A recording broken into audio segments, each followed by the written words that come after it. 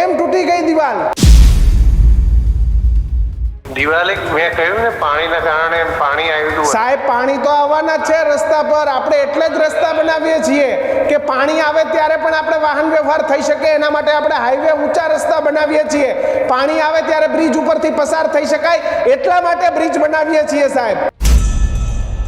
Proper wall protection આપણે ન આપી શકીએ. જૂના બ્રિજ હોય તો એટલી તો એન્જિનિયરોને ખબર પડતી હશે ને કે આપણે નવો રસ્તો બનાવીએ છીએ તો આ જૂની દિવાલ નહીં ટકે. અહીંયા તમે કેવી વાહિયાત વાત કરો છો, મને એ નથી સમજાતું સાહેબ. સ્કાવરિંગ થયું, આપણે રસ્તો બનાવીએ તો એ સ્કાવરિંગને અટકાવવું જ આપણી સૌથી મોટી જવાબદારી હોય છે. એ અટકાવવા માટે જ કરીએ છીએ ને. પૈસા કોણ ભરશે સાહેબ? આ નુકસાનનું વળતર કોણ ભરશે? કોન્ટ્રાક્ટર ભરશે? કોન્ટ્રાક્ટરે ક્યાં બનાવ્યું છે? તો કોણે બનાવ્યું? આ તો પહેલાની બનેલી હતી દિવાલ. તો સાહેબ, રસ્તો બન્યો ત્યારે દિવાલને ધ્યાને રાખવામાં નથી આવી કે આ વરસાદ આવશે તો આ દિવાલ તૂટી પડશે? આ કોન્ટ્રાક્ટરની કે બેદરકારી નથી? તમે આની સામે પગલાં નહીં લો? ખબર જ છે કાગળો પર આ રીતે તમે જવાબો ભરીને મૂકી દેશો એટલે જય હિન્દ જય ભારત. તો તમે શું વાત કરો છો? ખાલી બ્રિજને થોડો આપણે શોકેસમાં મૂકવા બનાવ્યો છે. ચોમાસામાં તૂટી જાય બ્રિજ શું કામનો? સ્કાવરિંગ થયું તો મને પણ ખબર છે કે સ્કાવરિંગ થયું, પાણી આવ્યું એટલે તૂટ્યો. પણ આપણે બનાવ્યો જેવો કે એક જ વરસાદને એક જ પાણીમાં તૂટી ગયો. આના પૈસા કોણ ભોગવશે માનનીય સાહેબ શ્રી? પહેલાનો બનેલું છે એટલે તો હું શું કહીશ. બસ જો આજ અધિકારીઓની આ જ વાત છે કે પહેલાનો બનેલો છે.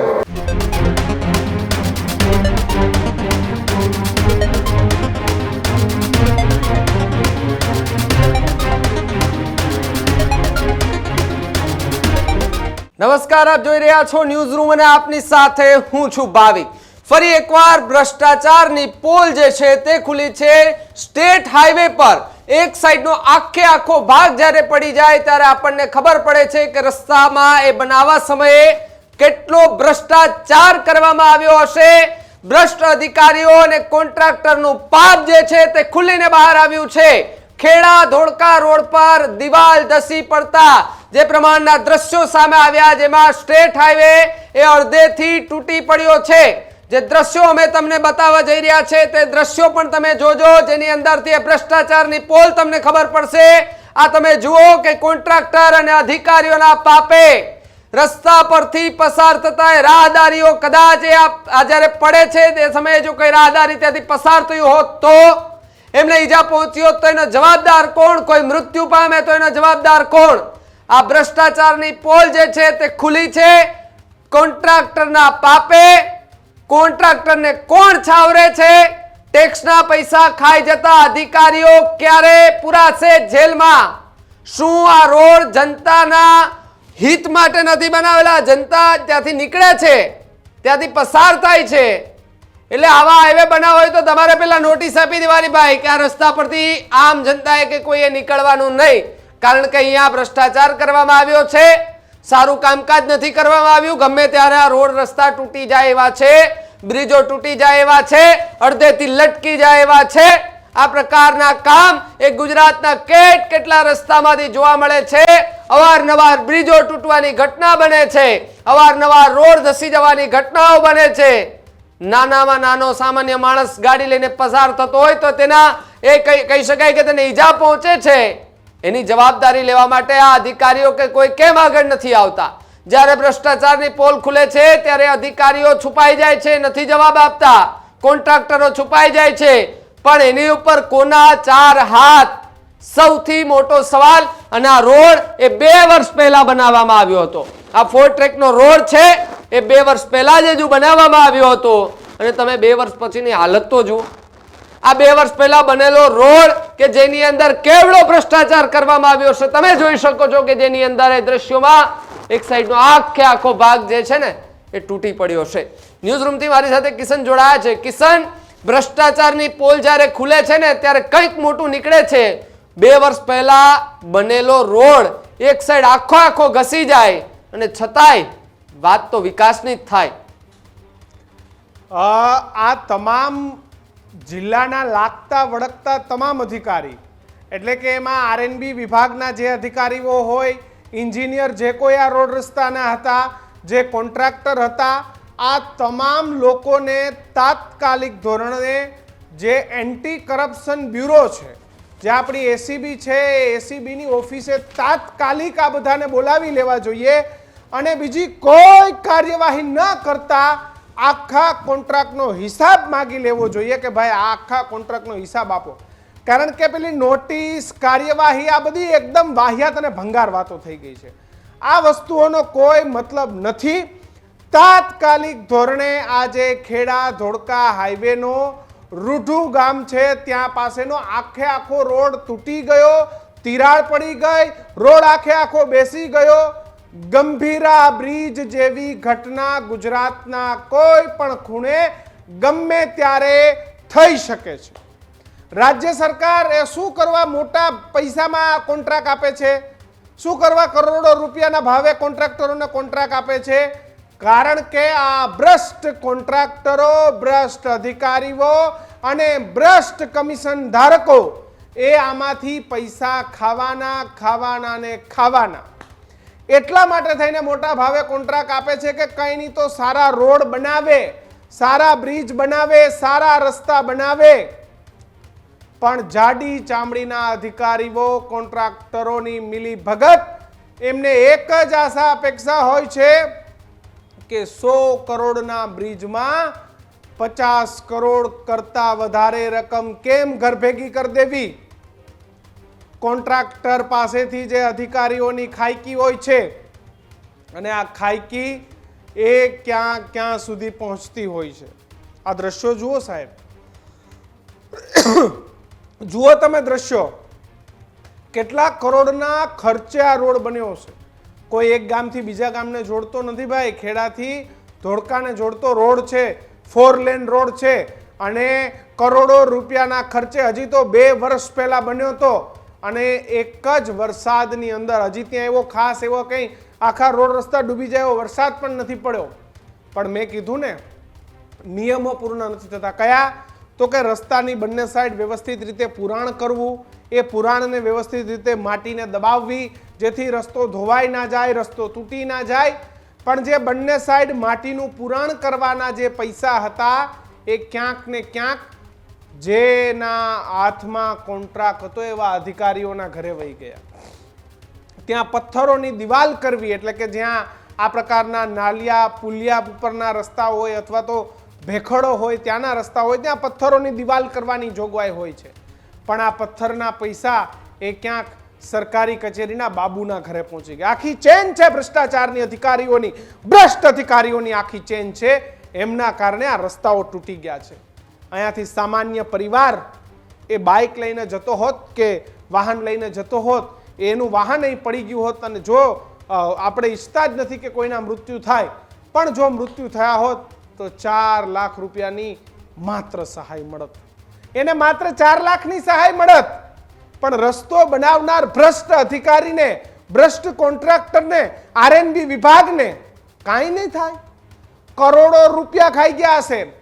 તાત્કાલિક ધોરણે હવે તો રાજ્યમાં એક નિયમ કરી નાખવો જોઈએ કે ભાઈ ક્યાંય પણ કોઈ પણ વસ્તુ થઈ તો એના લાગતા વળગતા તમામ અધિકારીઓને એન્ટી કરપ્શન બ્યુરોની ઓફિસે મોકલી દો.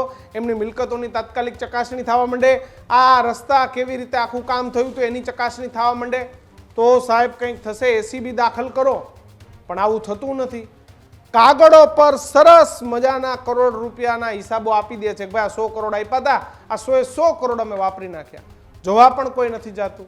પછી બાના કરવામાં આવે છે કે ભાઈ વરસાદ હતો અને નીચે તો વિસ્તાર જ એવો છે ને એની ભૌગોલિક પરિસ્થિતિ એવી છે કે ત્યાં માટીમાં વધારે રેતી છે એટલે ત્યાં વધારે મજબૂત કામ ના થઈ શકે. અરે ડોબાઓ, તમને પહેલા નથી ખબર પડતી કે ત્યાં રેતીનું પ્રમાણ વધારે છે તો રસ્તો નહીં રહે તો આપણે ત્યાં આરસીસીનું પાકું બાંધકામ કરીએ.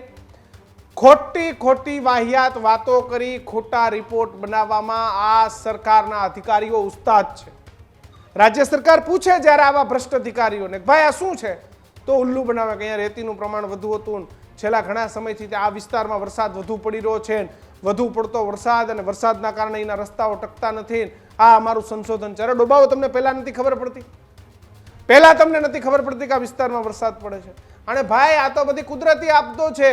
વરસાદ ક્યારેક વધારે આવવાનો, ક્યારેક ઓછો આવવાનો. તમને જ્યારે કામ મળે છે ત્યારે આ બધા નિયમો છે તો એને વાંચી લો જરા. આખા ગુજરાતની અંદર માત્ર થોડો વરસાદ પડે ને અચ્છા કોન્ટ્રાક્ટરોનો તો ઉલટી મજા આવશે. શું ખબર, આ રસ્તો તૂટી ગયો ને એટલે આનો કોન્ટ્રાક્ટ નવો આવશે કે ભાઈ આ રસ્તાને રિપેર કરવાનો, એટલે ફરી એમને તો વાહ વાહ વાહ ગટર એકદમ પૈસા ગટગટાવવાની મજા આવી જશે. યાર શું શું સિસ્ટમ કરી છે અધિકારીઓ સિસ્ટમ પર હાવી થઈ ગયા છે ભાઈ. અને એમાંય ખાસ કરીને આ જે બધી સિસ્ટમો છે આમાં તો આ અમને મજા પડી ગઈ છે. કેનારું ખેડા જે માર્ગ મકાન વિભાગના અધિકારી છે બીવી ચાવડા સાહેબ, ન્યૂઝરૂમમાં આપનું સ્વાગત છે. હા, શું કહેશો, જે આ રસ્તો તૂટી ગયો છે 2 વર્ષ પહેલા જ બનેલો આખો રસ્તો તૂટી ગયો છે, આખો દિવાલથી રસ્તો તૂટીને નીચે પટકાયો છે, આની જવાબદારી તમે લો છો? કયા રસ્તાની વાત કરો છો? ખેડા અને ધોળકાને જોડતો જે રસ્તો છે રૂઢુ ગામ પાસે, આખો રસ્તો તૂટી ગયો છે કે આખી સાઈડ નીચે ઘસી પડી છે? રસ્તો નથી તૂટી ગયો, દિવાલ છે જે પ્રોટેક્શન વોલ હોય હા, એ ધસી ગઈ છે. હું તમારા નંબર પર રસ્તો તૂટ્યો હોય એવા વિડીયો મોકલી આપું તો? હા, એટલે એ તો રસ્તો તો એની જોડે હોય એટલો થોડો તૂટ્યો હોય. હા, થોડો નહીં, 50% ઉપર તૂટી ગયો છે સાહેબ. હા, એટલે એ દિવાલ ધસી પડી કારણે થયેલું છે. કેમ દિવાલ ઘસી પડે?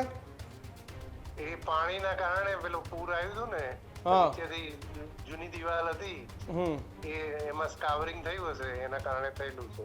તો સાહેબ આ રસ્તો જ નવો જ બન્યો, દિવાલ કેવી રીતે જૂની હોય? દિવાલ પહેલાની બનેલી છે. તો સાહેબ રસ્તો બન્યો ત્યારે દિવાલને ધ્યાને રાખવામાં નથી આવી કે આ વરસાદ આવશે તો આ દિવાલ તૂટી પડશે? ના, ત્યારે સેફ હશે. સાહેબ એવું કેવી રીતે હોઈ શકે કે ત્યારે સેફ? એવું કોઈ ખાસ પાણી પણ અહીંયા નથી દેખાતું. ના, અત્યારે નથી દેખાતું, પણ પાણી આવેલું હતું ખાસું. રસ્તો બંધ કરાવવો પડ્યો તો જોડે ઓવરટોપિંગ થયું હતું. સાહેબ આ કોની બેદરકારી છે, કોની જવાબદારી છે? કોઈની બેદરકારી નથી, આ એક એક્સિડન્ટ છે. કેવી રીતે એક્સિડન્ટ હોય સાહેબ? કરોડો રૂપિયાના પૈસે બનેલા રસ્તાઓ તૂટી જાય અને એક્સિડન્ટ હોઈ શકે સાહેબ? અરે દિવાલ ધસી ગઈ. પણ તો દિવાલ ધસી ત્યારે જ આપણે એન્જિનિયર ના જોયું હોય કે ભાઈ આ દિવાલને અહીંયા પ્રોટેક્શન વોલ આરસીસી ની બનાવવી જરૂરી છે, આ દિવાલ ઘસી જશે તો રસ્તો નીચે બેસી જશે. દિવાલ પહેલાની બનાવેલી સાહેબ તો નવા રસ્તામાં જૂની દિવાલ કેમ આવે? જ્યારે 4 લેન રસ્તો બને તો એની દિવાલ પણ નવી બનવી જોઈએ ને, નવો રસ્તો બને તો એની દિવાલ પણ ત્યાં નવી આવવી જોઈએ. પૈસા તો નવી દિવાલના જ ગયા હશે સાહેબ. પણ બ્રિજ જૂનો હતો ને. કેવી રીતે સાહેબ બ્રિજ જૂનો હોઈ શકે? બ્રિજ પહેલાનો હતો બનેલો. હા, પહેલા સિંગલ પટ્ટી રસ્તો હતો, પછી 4 લેન થયો. તો 4 લેન થયો તો નવો 4 લેનમાં બધી જગ્યાએ નવા બ્રિજ બને છે.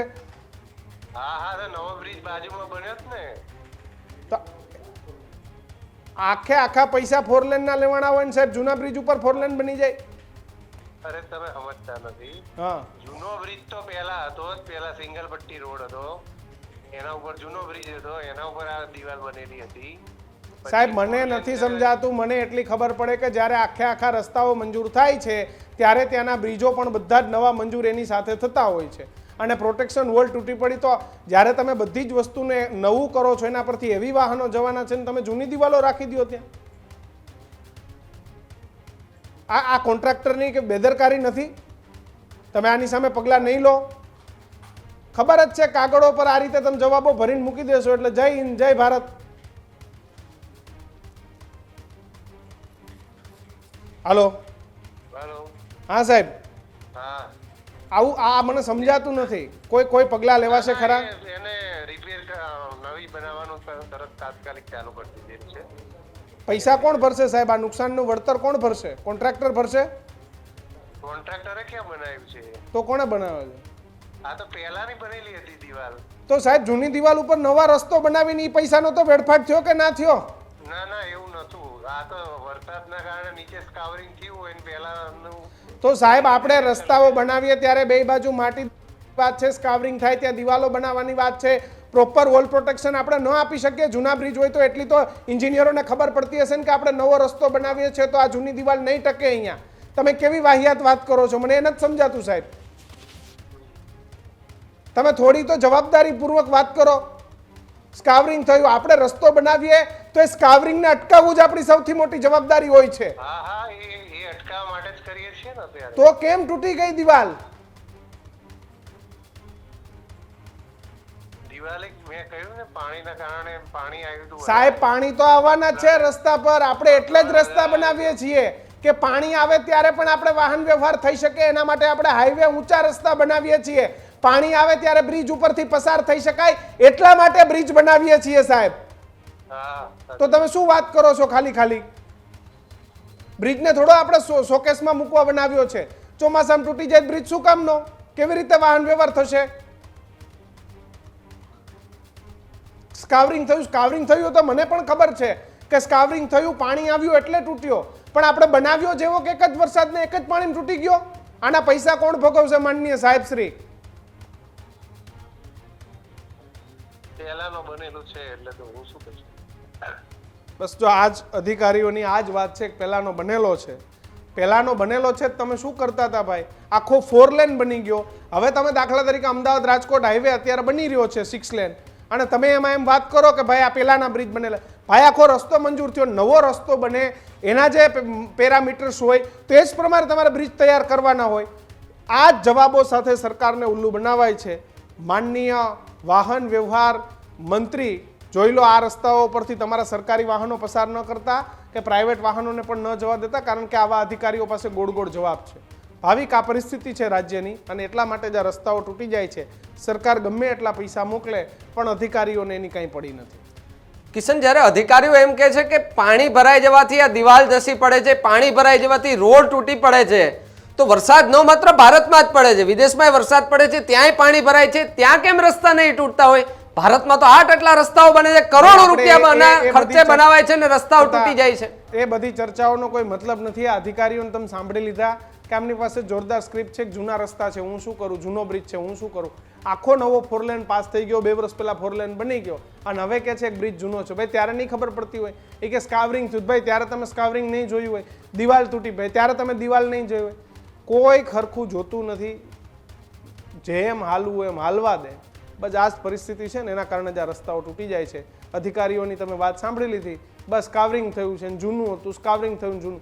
ભાઈ તમે શું કર્યું જ્યારે નવો રસ્તો બનતો હતો ત્યારે તમને ન હુજ્યું કે હવે આ નવો રસ્તો છે, આ રસ્તાના પેરામીટર્સ પ્રમાણે બ્રિજો હોવા જોઈએ.